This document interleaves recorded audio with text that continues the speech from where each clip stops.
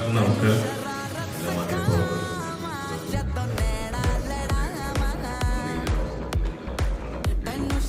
ഇങ്ങനൊരു ഫംഗ്ഷൻ നിങ്ങൾ എത്തിപ്പെട്ടതിന് ഒരുപാട് നന്ദി.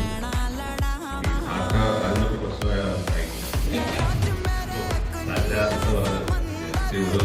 തമിഴിൽ നിന്ന് സാറ്റ എന്ന് പറയും. ഡൈറ്റിൽ ഒരു സാറ്റ എന്താണ് ചോദിച്ചുകൊണ്ടിരിക്കുന്നത്. ചോദിച്ചപ്പോൾ ഞാൻ ഇങ്ങനെ സംഭവമാണ്.